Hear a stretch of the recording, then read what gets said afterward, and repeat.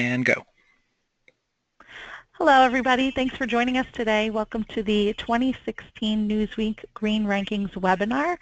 This year's theme is How to Attain Green Leadership in 2016. On the line, we have Paul Herman from HIP Investor, and we have Toby Heaps and Michael Yao of Corporate Knights, and myself, Alyssa Gracie from Newsweek. As we go along today, feel free to write any questions that you have in the chat feature on the side of your screen, and we'll get to as many of them as we can during the presentation, as well as during the Q&A at the end. Any questions that you have that are specific to your company will be addressed offline with you directly. And if you notice in the chat box, there is a section titled Handouts. So you can go ahead and download this presentation there if you'd like. We're recording this so we can redistribute it after the presentation is over, along with the PDF after the webinar concludes. So if we take a look at the agenda here, first we're going to go through a few fast facts about the rankings as well as Newsweek's partners in this project, Corporate Knights and HIP Investor, who I would like to thank for all their hard work putting these rankings together for us. And then we'll take you through the methodology, and we'll showcase a bit of the 2016 rankings themselves. Then we're going to provide some insight into how you can attain green leadership in the coming year, as well as how to implement a greener 401k. And then finally, we'll speak a little bit about the branding, licensing, and benchmarking services that we can provide you with should you be interested in that. So just to give you a few fast facts and an overview of the rankings, this is an annual list that we publish online each June, which ranks the largest 500 companies by market capitalization, both in the U.S. and globally, based on their corporate sustainability and their environmental and social impact. Our rankings use publicly disclosed data regarding the company's environmental efficiency, products and services, and sustainability governance, and they are overseen by a global panel of experts. We consider industry factors, and companies that are eligible to be ranked are contacted with their data, and then they're given 1 month before publication to review their results and get back to us on that. We have our contact information here on this slide, so feel free to reach out to us with any additional questions or requests that you might have after this webinar is over. That being said, I'm going to turn it over to Toby Heaps of Corporate Knights. Thanks, Alyssa. So just as a quick intro on Corporate Knights, we've been ranking corporate sustainability since 2002, starting on a global stage with the Global 100 Most Sustainable Corporations in the World ranking that we kicked off in 2005. We've been partnering with Newsweek now for several years, and we also do a ranking of the world's major stock exchanges based on the extent and timeliness of their company's sustainability disclosure, many of the same environmental metrics which we cover in the Newsweek Green Rankings. On the investor side, we apply our rankings methodologies to portfolios to grade portfolios on their sustainability, quality, and alignment with selected factors that relate to sustainability, social, and environmental metrics. And we're fairly active on the international stage on a few investor sort of portfolio decarbonization initiatives, including founding and helping to put together the Montreal Carbon Pledge, which now has $10 trillion worth of global investors signed up to it, aimed at measuring and reducing their portfolio carbon risk with an eye to reducing their exposure to industries of yesterday and getting more exposure to industries of the future. I'll pass it off to Paul for the HIP Investor. Sure. Welcome, everybody. Delighted to partner again with Newsweek and Corporate Knights. And HIP Investor is a investment ratings and investment management firm. We rate more than 25,000 stocks, bonds, and mutual funds globally, as well as muni bonds in the U.S. These ratings connect not only to sustainability, greenness, and impact, but link, as you'll see later in the presentation, that both Corporate Knights and HIP focuses on, to future financial risk and return. And like Corporate Knights, who've been around for almost a decade, we then translate these into portfolios and also into 401k plans, which we'll touch on later in the presentation. And like Corporate Knights Publishing, we also have the HIP Investor book, which is part of the MBA and MPA curriculum at 26 leading universities to help train the next generation of sustainability, finance, and strategic leaders. A quick question from the crowd, and so Toby, maybe you can answer this. There's this question of how do HIP and Corporate Knights work together with Newsweek, and what are each what are each group's roles? Sure. So Newsweek publishes the green rankings and leads the editorial around the green rankings. And then HIP and Corporate Knights work together to populate the methodology. In terms of the specific metrics, HIP drives the green revenue metric, and then Corporate Knights drives the rest of the metrics. Great, and the Newsweek Green Rankings have been around for several years, so they have global awareness and are looked to and followed by the top 1,000 companies worldwide.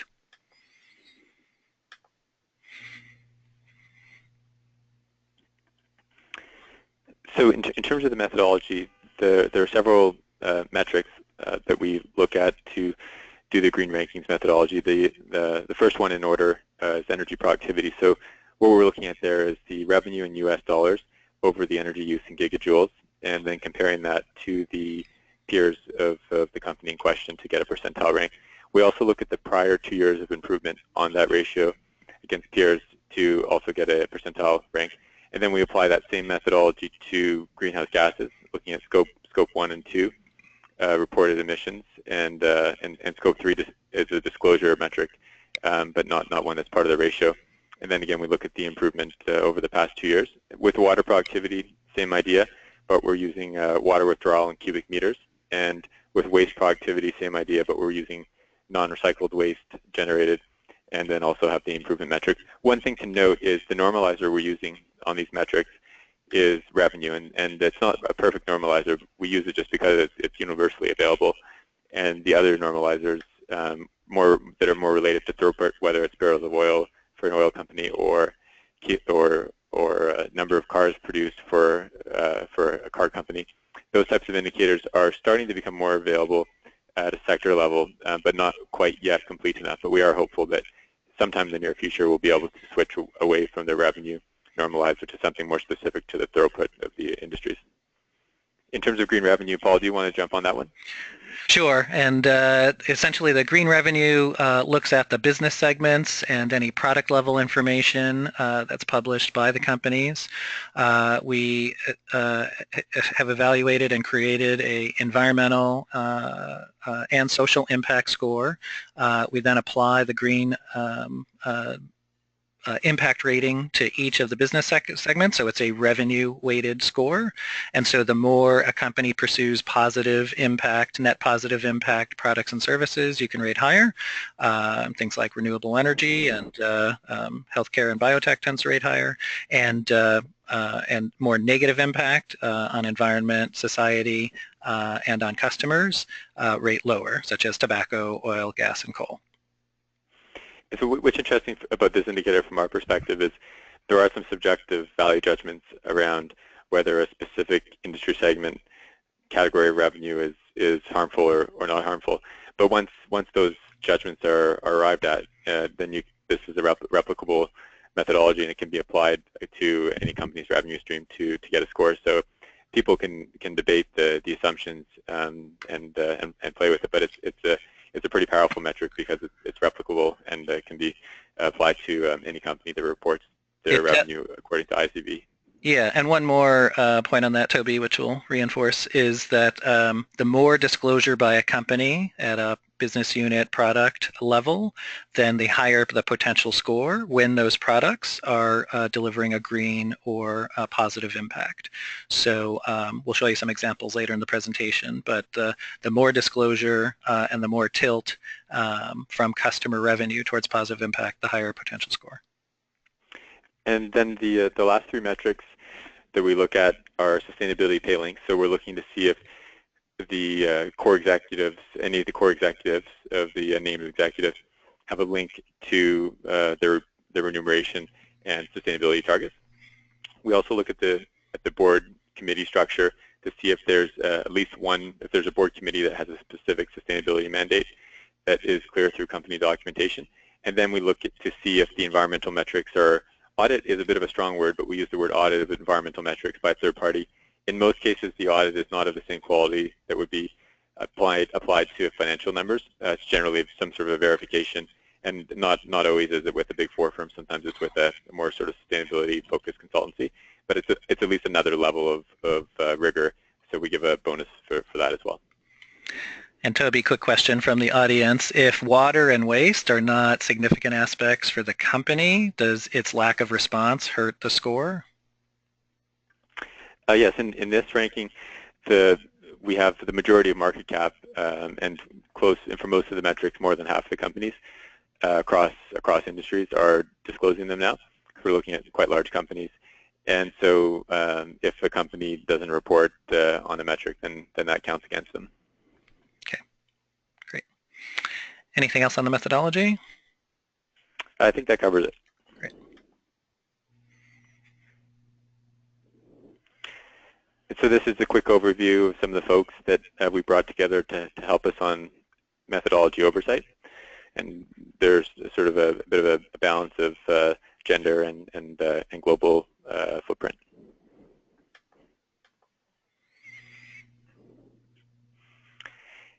In terms of the results, many of you will have seen the results already. But for the top 10 globally, you can see here Shire came in first, edging up one spot from last year's ranking. Reckitt Benckiser came in number 2, BT, Swisscom, and so you can see we have a pretty good smattering of companies. The U.S. is definitely not overrepresented in the top 10, with Nike being the only one, and also notable and not surprising due to disclosure weaknesses in a lot of emerging markets. The absence of any emerging markets domiciled companies in the top 10, but that may change as disclosure requirements and mandates have been rapidly improving in a lot of jurisdictions in Asia. So we hopefully will see a more representative global sample in the coming years in the top 10. In terms of the U.S., Hasbro catapulted to number 1. It was not part of the ranking last year. Maybe just to be clear, the Newsweek Green Rankings is of the 500 biggest companies in the U.S. by market cap and the 500 biggest companies globally by market cap.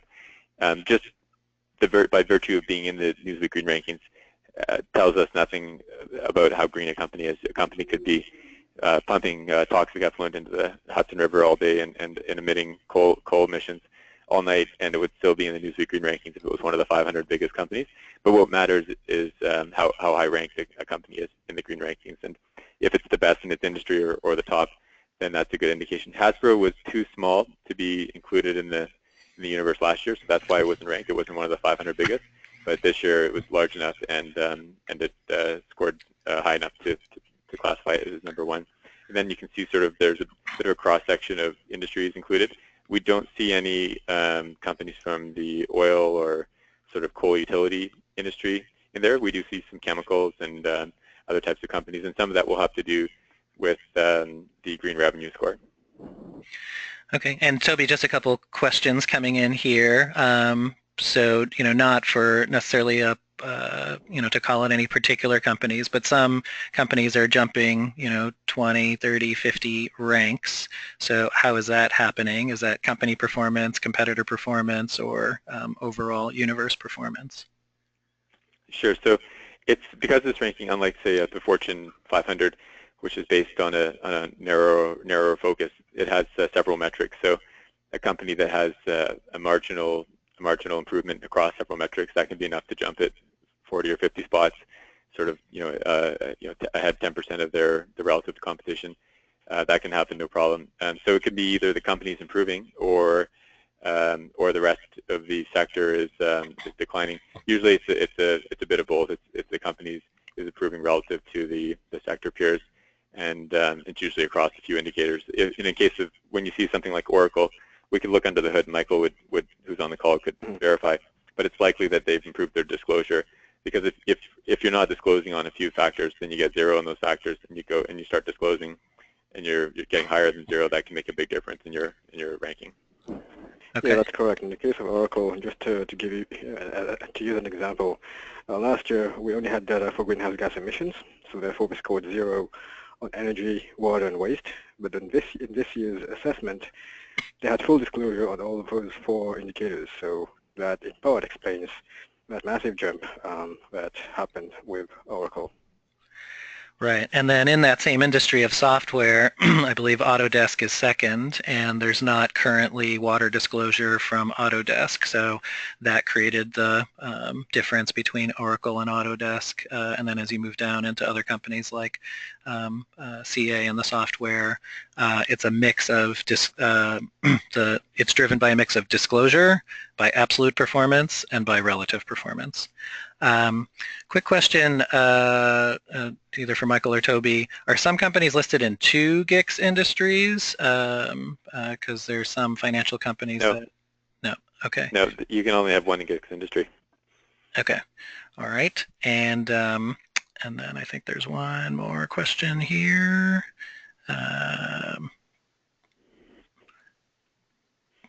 Great. Nope, I think that's it for now. We'll cover other questions later.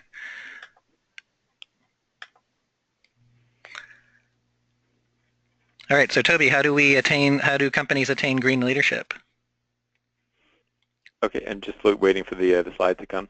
So it starts with disclosure, and this is just a snapshot to show the percent of companies by number who are disclosing on greenhouse gases, energy, water, and waste. So we can see in the U.S., 43% of companies out of the biggest 500 by market cap are reporting on their energy use. Globally, it's a little higher, 61% greenhouse gases.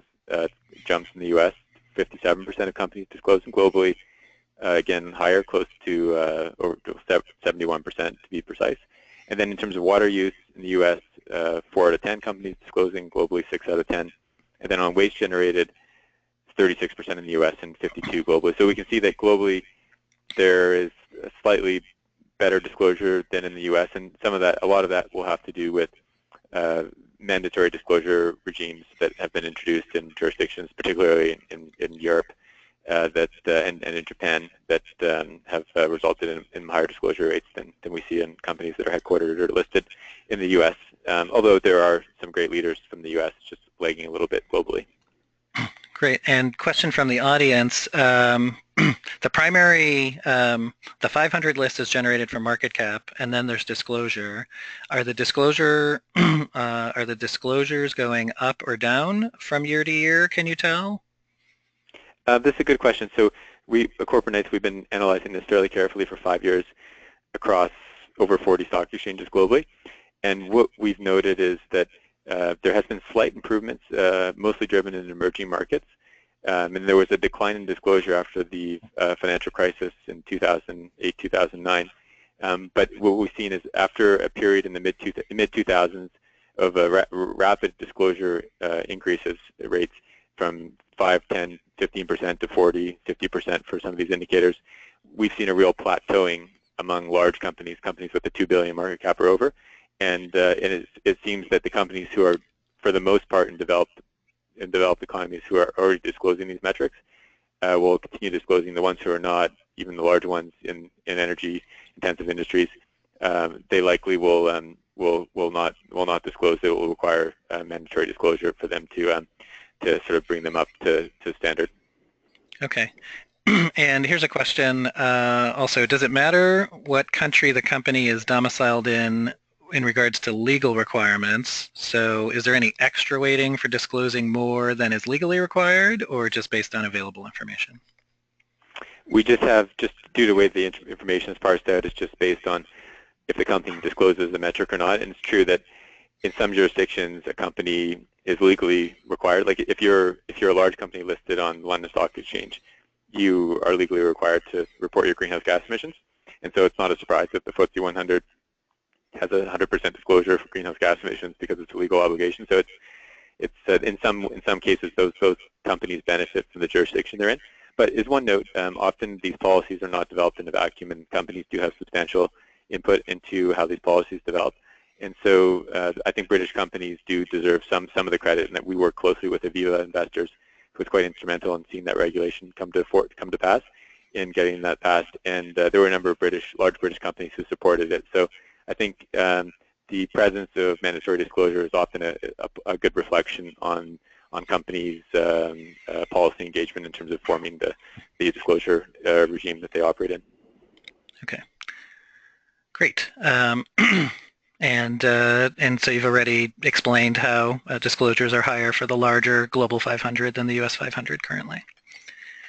All right, so one way to attain green leadership is to report all your metrics, even if you think they may not be as high impact like water in some businesses.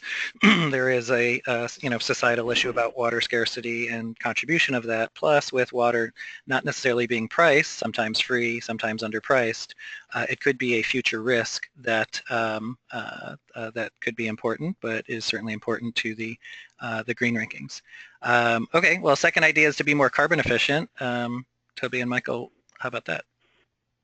Sure, so we just sort of pulled out 4 boxes here. For automobiles, you can see that General Motors is sort of pulling up the rear with $19,000 of revenue for every ton of carbon that is emitted, whereas Audi is at the other extreme, 110,000. And one of the things that skews this metric a little bit is revenue, and it's true that the average Audi car is a little more expensive than an average General Motors car, but it's not quite 5 times more expensive than the average General Motors car, so there's something else at play there. Within the banks, HDFC pulled up the rear, $23,000 of revenue for every ton of carbon, whereas SEB, and it's out of the Scandinavian roots, came in number 1, generating 1.3 million of revenue per ton of carbon, and that's just scope 1 and 2. At this point, we're not looking at finance carbon, although we are reviewing methodologies that may allow us to better reflect the finance carbon for financial institutions going forward. For GHGs on the pharmaceutical side, Shire came in well ahead of Bayer, and you can see there's quite a multiple of difference there, 115,000 versus 6,000 per ton of carbon. And then for industrial conglomerates, Philips, which is a longtime leader in sustainability, came in at $47,000 per ton of carbon versus Jardine Strategic, which was about 10 times worse at 4,000 per ton of carbon. So next slide. Yeah, just a couple of questions, Toby. One, was Tesla big enough to be ranked, and if so, do you know where they fell? Sure. Maybe Michael, you could answer this one. It's an interesting case where the green revenue score is good, but disclosure on a lot of these metrics is not. But Michael, do you want to shed some light on that one? Yeah, so Tesla came in 364th in the US 500. I do not believe they were in the, they were in the Global 500 as well, the 431st spot. The problem with Tesla is, like you said, Toby, they have a great revenue score. They scored 16% out of 20, mostly driven by the fact that they manufacture green vehicles primarily. But perhaps as a function of the fact that they're a new company, they do not yet disclose anything with regards to energy, greenhouse gas emissions, water, or waste. So unfortunately, they scored 0 on each of those 4 metrics, therefore resulting in being placed in the lower half of the ranking in both the US 500 and Global 500. Okay, great. And then a second question is, how do you account for outsourcing in the resource efficiency? So if a company outsources all manufacturing, they could appear to be more efficient. Yeah, that's a great point. Michael, do you want to touch on that? Yeah, this is something that has always been sort of a problem to calculate. We have ways, we have statistical means to sort of identify companies that are outsourcing the majority of their operations to avoid comparing companies in the same industry that are doing so with others that are manufacturing everything on their own. So for example, we look for outliers when we look at the productivity metrics, and once those outliers are identified, then we investigate them further to figure out whether or not they're outsourcing a majority, if not all, of their manufacturing. When that happens, then we try to adjust those numbers to make sure that they are all compared on the same basis. If that's not possible, then we contact the companies. In cases where the companies are not going to respond to us with any additional data that will allow us to make any adjustment, then we'll just remove those data points, and those companies will score 0. I would say that it only happens in a majority of, in a minority of cases. So for most part, things are good. Okay. And one of the things that will improve this will be a more consistent disclosure and broader disclosure of Scope 3 emissions. And there is a fairly high, about a third of companies on the Global 500 were doing Scope 3 emissions. But when we looked under the hood, there are for a divergent range of scopes. So some companies would record scope 3 for 50% of their operations, and others would be doing it for 100%. At the moment, there's probably less than 10% of the global 500 companies that are reporting on their scope 3 emissions at a complete level or near complete level. So this is really an area where there's it's the supply chain scope 3 emissions in particular. It's an area where there's room for some big improvement, and we've seen a fair bit of improvement, but we need to see the progress, the pace quicken, I think. Right, and Toby and Michael, we both talked about potential tools that can start to integrate supply chain data, or at least for the top 10 suppliers. So, in a future version of this, that's something we may be able to account for, at least for the publicly listed top 10, or supply chain. Okay, a couple other really great questions from the companies on the line. Is there a concern about a potential bias for high margin companies versus low margin companies? So for example, Shire produces drugs that are more expensive than Bayer, so does that drive their revenue per greenhouse gas up? Yeah, for sure. That's part of the vagary of relying on revenue. And in the same case, you have Audi, which produces cars that are in general more expensive than General Motors. But what's interesting is I don't know what the multiple is for Shire and Bayer, but if we looked at the average price of a unit of drug for Shire versus Bayer, maybe that would account for the whole difference. Maybe it wouldn't. So that certainly is a weakness of this methodology that we're aware of. It just at the moment it's better to normalize by revenue than not to normalize by anything. And we don't yet have something that's sufficiently disclosed to replace revenue, although we're looking hard and hopeful that will be a place we can see some progress in the coming years. Okay, and then here's an interesting one about increasing transparency and data capture. Is there any accounting for increases in the amount of electric utility data, number of locations? At our company, we get more data each year, but it makes us look as our consumption is going up when it's really just our access to the data and transparency going up. I'm not sure if I quite understand. Is they saying that a company's reporting for an incomplete scope of their operations, and then they report for more of their operations? I think that's what's happening. Yeah. Yeah. So with all of the resource intensity metrics, we spend quite a bit of time verifying whether they are for the vast majority of the company's operations, and in cases where they're not, then we adjust the revenue to be coincident with. So if it's 70% of the scope. The scope of operations are covered under greenhouse gases, then we take 70% of the revenue. So it's a fair normalizer. That's not always perfectly true because some operations have more revenue than others, but that's the best way that we can deal with that. And Michael, do you want to add some more light on that? Yeah, that's right. So whenever the company discloses enough information to allow us to adjust revenue, such as the scope of revenue and the resource disclosure in question is concerned, then we do that. And like I said earlier, the number two option is to contact the company when there are some evidence that there might be some underreporting, or whether the company just says that it's underreported.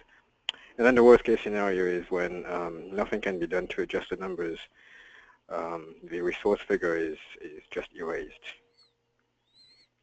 Great. Quick question, Michael or Toby. If there's no data, that's obviously a zero. If there's some data, is it certainly a non-zero? Or if there's some data, is it possible to get a zero? Well, the some data depends on whether or not, based on our research and further research, whether or not that some data is covered at least 70% of the company's global operations. Okay. Usually by looking at the geographical segmentation and disclosure of the company, there are some ways to know.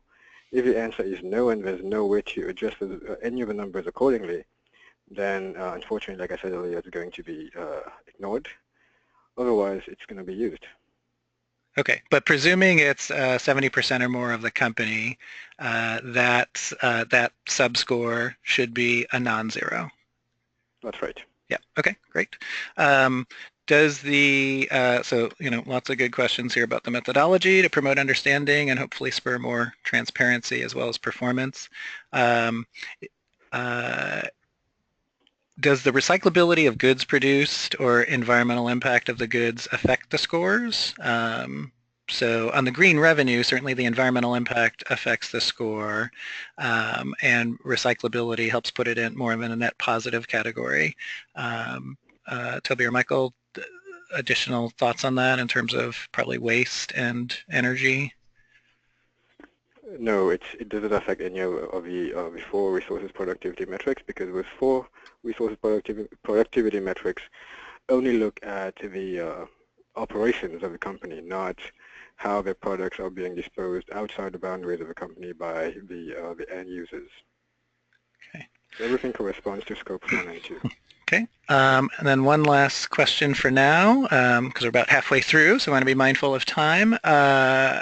Is there any, for a high growth company where consumption is going up, presumably revenue is growing up at the same time, and so is there a factor for high growth companies where they might be going through equipment or equipment reinvestment faster?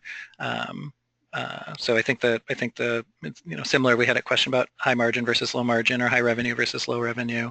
Are there distinctions between high growth companies versus slow growth companies? No, we don't make any distinction. The only way we factor that is by looking at the improvement over the 2-year period, but no, we don't make any distinction in that case. Anyways, we're only looking at the 500 largest companies in each case, in each of the US 500 and Global 100. So presumably most of the companies included in those 2 universes would be mature companies. Okay, great. All right, so one way to attain green leadership is to report more. 2 is to be more carbon efficient and to do it relative to your peers. And this kind of lines up with business goals in that if you can migrate to higher margin or higher revenue segments, that would help the mix of your green ranking. Toby and Michael, can you tell us about how Shire and Hasbro became #1? What are the things that they did? So it's laid out on the sheet here for Shire. They came in top quartile against their peers on energy productivity, carbon productivity, and waste productivity. They, in terms of, they still, selling positive impact products, healthcare products that improve the quality of life. And this is an area where I think there could be interesting debate. Many pharmaceutical companies provide essential medicines that improve people's quality of life quite a bit. There are some pharmaceutical companies that provide medicines that are sometimes viewed as being overly expensive or potential price gouging. And I know that there's a way of dealing with that, but these are factors that come up with some of those things. Shire also links sustainability to their CEO pay. In terms of specific factors, their Scope 1 greenhouse gas emissions intensity, and reducing that by 10% between 2012 and 2017. And then in terms of the accountability of the board, the Audit, Compliance, and Risk Committee has a formal mandate to oversee sustainability on the governance side. And in terms of auditing the green metrics, they engage a CPA. Over at Hasbro, again, the industry-leading score on energy, carbon, and waste. In terms of some of on the green revenue, they enable kids how to play nice and learn skills, and so that's a clear upside. Sort of not violent video games. And in terms of sustainability link on the CEO side, there's a link to an absolute greenhouse gas emissions reduction of 20% by 2020. So these targets are set by the company themselves and then linked to the CEO pay. And then in terms of the accountability at the board level, the Nominating, Governance, and Social Responsibility Committee has the social responsibility in the name and is part of its formal mandate. And the company also audits its environmental metrics and has been recognized by other third parties too, including the US EPA. Okay, and quick question, this came up earlier, but I saved it for here because you were able to describe about specific links to executive pay. Is there, can you talk more about the evidence for why a link to pay in this way is positive? And does it have to be specific bonus targets or part of an overall strategy? We specifically, we have looked at the strategy, but we find that it's better to look at the pay because if something is linked to the CEO pay, or to a core executive pay, that means that it's important to the company. Only the important things are linked to the executive pay. And as we know from human nature, if you pay somebody to do something, they're much more likely to do it. And so we find this to be an integral metric. Super. And in the appendix of the document, we have an additional grid that we showed last year. If you're looking for examples across companies like Unilever and others, there's examples from the board, the CEO, and the executive level. So that's in the appendix. And on the right-hand side in your GoToWebinar panel, you'll see a category called handouts. We have a PDF of today's presentation, but we're happy to send it to you afterwards as well. Okay, and then finally, being more accountable. So it looks like disclosure is about 50 to half to 2/3 on these, right, Toby? Yeah, sort of across the board. Same story as before. U.S. companies lagging a little bit on global companies, but among the bigger companies, still close to half of companies linking sustainability to pay on some level, with a themed board committee on sustainability, auditing environmental metrics and disclosing Scope 3, so in the 40s there for the U.S. And you can see down below for the 500 largest global companies, 62% linking sustainability to pay, 64% with a sustainability team board committee, 65% auditing their environmental metrics, and 55% disclosing Scope 3. The caveat I'd just like to emphasize once again on the Scope 3 is, even though we have what looks like fairly high disclosure rates, they are often for a really small portion of the scope of those companies' operations, so it's difficult to use those numbers yet. Right, and so this could be helpful if your company is not yet reporting and presenting this to your board and executive team, that at least your competitors may be doing it.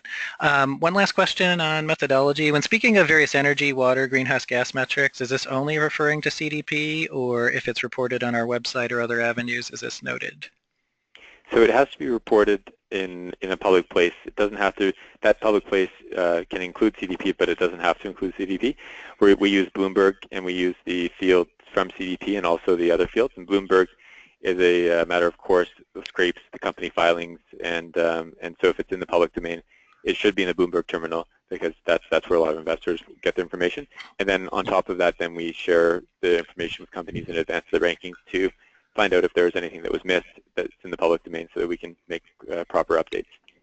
So one of the things you may want to do at the company is go to your investor relations department, look at the Bloomberg terminal together, show them what's there or not there, and if there's something missing, get in touch with Bloomberg or have your IR person go do that. Okay, so we've covered how to be transparent, how to be carbon efficient, how to increase the governance, sustainability governance. We're going to talk about green revenue for a couple minutes, and then talk about what else you can do to attain green leadership. General Electric, about a decade ago, started Eco-Imagination back in 2006. It's almost the 10-year anniversary. And what they've done since then at GE is to count not only the number of products that have a green or ecological benefit, but also the revenue. And so for GE today, that actually ranges up to almost 40% of its revenue. Part of that is because they've divested some non-green businesses, and the percentage of the and so sorry, that's just about above 30% of revenue and almost $35 billion of GE's revenue. So this is something that you could communicate in your revenue tracking, both in your managerial reports and in your corporate disclosure reports. In addition, companies like BASF internationally, which are in the chemicals business, they've looked at sustainability across their entire value chain, and so they've come up with their own system, which have these categories called accelerator, performer, transitioner, challenged. So on both of these pages, there's a link, so if you want to check out more information. They also, BASF has published quite a bit on this, and you may find additional information online, but we strongly encourage you to create disclosure around the proportion of revenue and proportion of products, because what companies are finding is these markets are growing at double-digit rates. So in a single-digit growth rate, low single-digit growth rate economy, this is a way to grow your business and grow your top line, and if you do it right, also grow your bottom line. So for the green revenue component, this is 20% of the overall score. This is really the products and services that you produce for customers and the associated revenue that you collect, and the net positive or net negative impact that has on the customer's environment and society. So being in the right industry is very helpful. And then earlier we talked about Tesla. Tesla, essentially was upgraded from the automotive score. The automotive industry score is about 35 for its dependency on fossil fuel engines. With Tesla's essentially pure mix of electric vehicles, that reduces the impact of fossil fuels on the environment. It does not get a 100 rating for electric vehicles. It gets an 80 because of the value chain of creating the batteries and the pollution and externalities associated with that. But for a company like Toyota that discloses the mix of hybrid and electric vehicles, that actually boosted Toyota's green revenue, whereas other automotive companies either did not disclose or did not have a significant amount. So that's a way that you can boost your green revenue, is be in the right industries, create the compelling products that customers want to buy, and that will shift your green revenue up, and at the same time that will have a positive ripple effect on your waste, energy, water, and greenhouse gas metrics. So the green revenue rating is a weighted average rating across all disclosed product or business unit revenue. Through this process, companies have volunteered additional information on the mix of their products and services. So that's something for next year's rankings that during the 1 month review process, that's something that you can do. Quick question, how can a financial company boost green revenue? Are financial companies doing this? So one of the things that we look at in the financial industry from the green revenue perspective, Toby mentioned earlier, what's the mix of revenue associated with the loans to either things ranging from energy efficiency, the shift to renewable energy, water infrastructure, and the like. So in the financials industry, you have the green bond principles, for example. So what you could do at a financial company is track what percentage of your financings are meeting those principles. Those principles were agreed on by more than a dozen global investment banks. And so that's one of the things that you could do in the financial industry. Second question on the green revenues, can you give a sense of the universe coverage? And they specifically call out that some of the water, waste, energy, greenhouse gas scores were in the 40 to 60% range. The coverage for green revenue is 100%. So all companies disclose their revenue, at least at the industry, at the sector industry level. So all of the 114 industries have a green revenue score, which is then can be adjusted up or down based on company specifics and company disclosure. So the coverage ratio is 100% to answer that question. And then the number of companies who get adjustments is a much lower number because to date, companies are not yet disclosing product level information that links to that. And then finally, third question here, the determination of net impact of customer and externalities seems subjective. As Toby introduced earlier, it's a mix of objective and subjective judgment. It's informed judgment based on the evidence of the materials flows, the benefit to the customer. So for example, in tobacco, that product ultimately kills customers in a slow way that boosts healthcare GDP, but at the same time, kills your customers or can give them cancer. So that is a driver for a low ranking in the tobacco industry that typically is also made in a very water-intensive and environmentally intensive way. We've seen that coal is, while some coal companies have fallen off the list for the decrease in market value of 80% on average in the coal industry. That product creates unsustainable pollution, and so that's what drives part of that score. So when we're constructing the 0 to 100 score on green revenue, we're taking into account the direct impact on customers, the impact on the environment, and also the impact on the economic benefit to customers as well as the environmental. So there is a blend of social impact as well as environmental impact.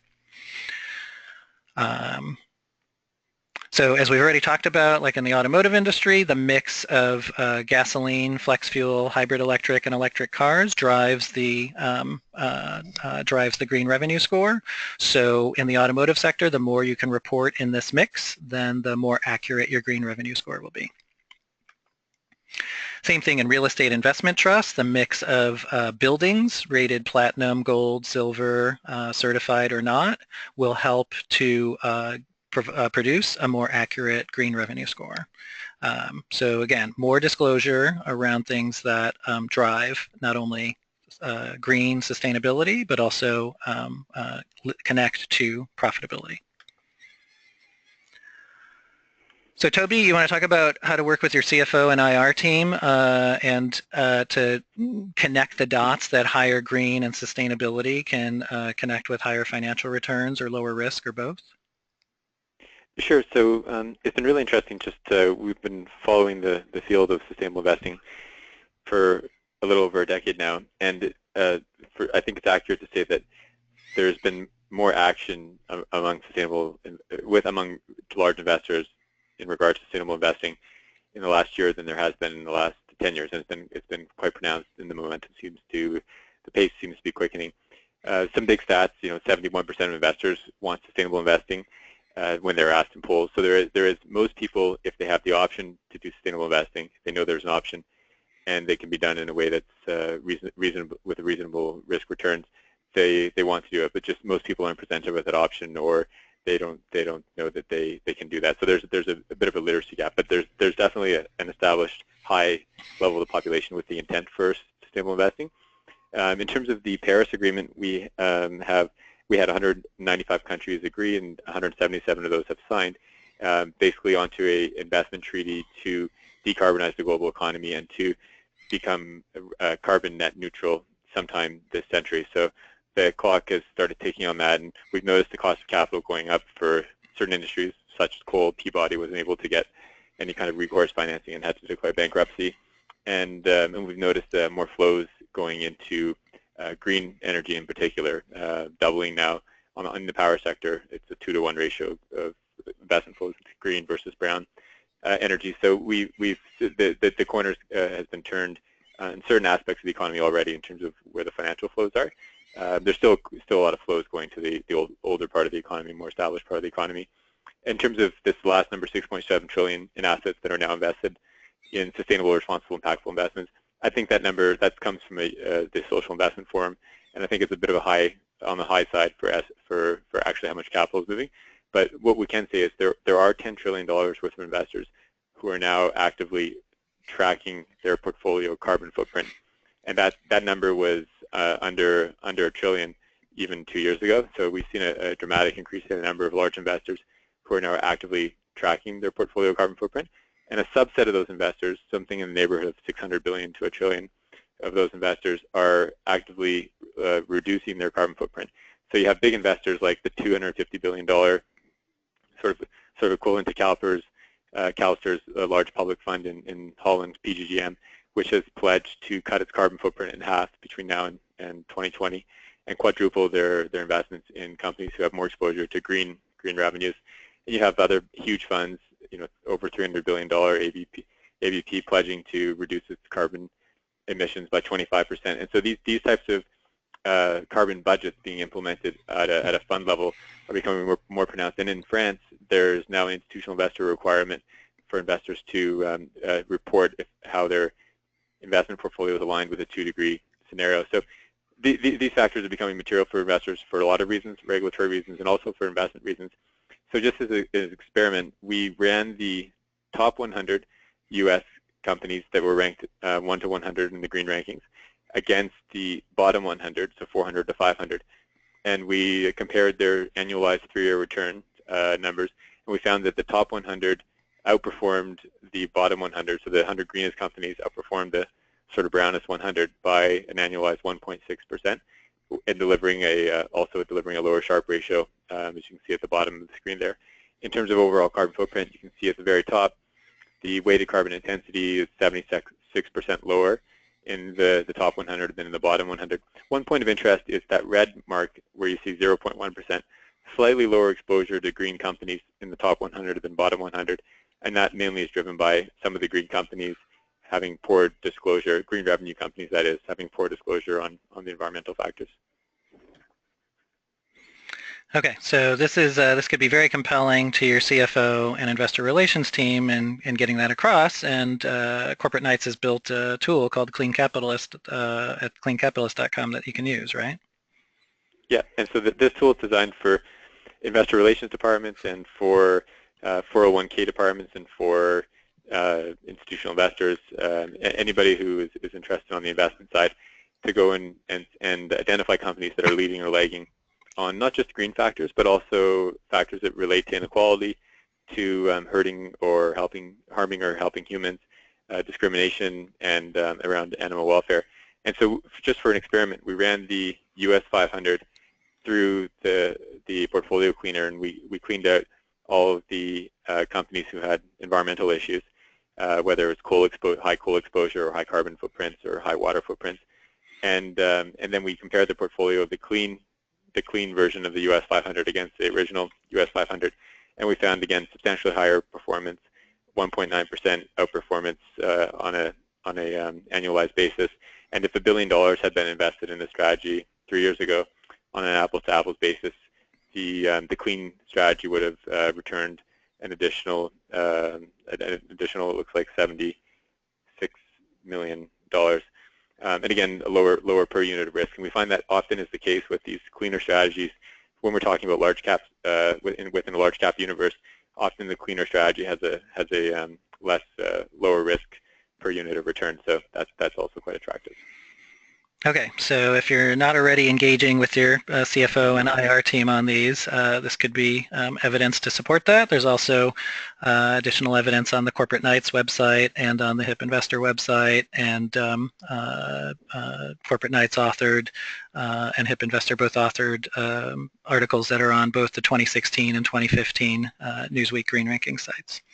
All right, so as we look for additional ways to spread green sustainability throughout the company, one thing, a lever that could be a pretty strong lever for your company is your own 401k.